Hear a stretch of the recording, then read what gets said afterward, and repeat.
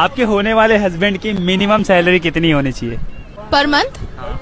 Per month at least 5 lakh. 5 lakh?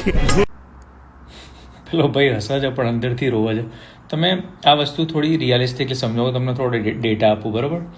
કે જે માણસ 5 લાખ પર મંથ કમાતું હોય ને ઇન્ડિયામાં, અને લગ્ન કરવા માટે શોધે છે આપણે 20 થી 35ની વચ્ચે ગણીએ, બરાબર?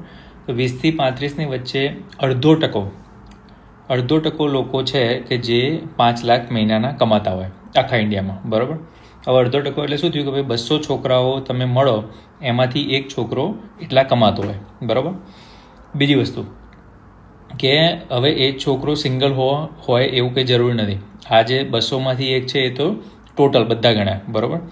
હવે સિંગલ હોય બી તો બી આપણે એવું તો છે ને કે ભાઈ ઇન્ડિયામાં કોઈ બી શું કહેવાય, કોઈ બી સ્ટેટમાં હોય, લેંગ્વેજ બી જુદી બોલતો હોય, કાસ્ટ જુદી હોય, ઘણા લોકો કાસ્ટ બી જોતા હોય, રાઈટ?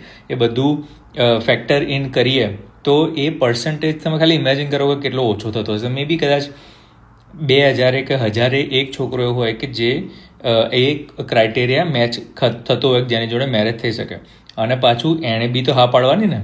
તો એવું 2000 એક માણસ એવો મળે કે જે કદાચ આ ક્રાઇટેરિયા મેડમનો ફિક્સ કરતા હોય, કે ઘણા બધા આવું વિચારતા, રાઈટ? મેં ઘણી જગ્યાએ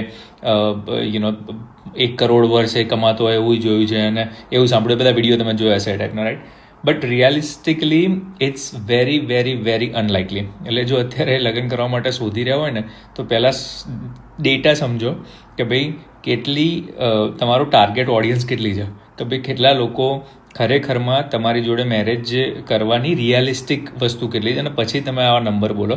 બાકી મહિને 5000 બોલો ને તો it just sounds, you know how it sounds, right?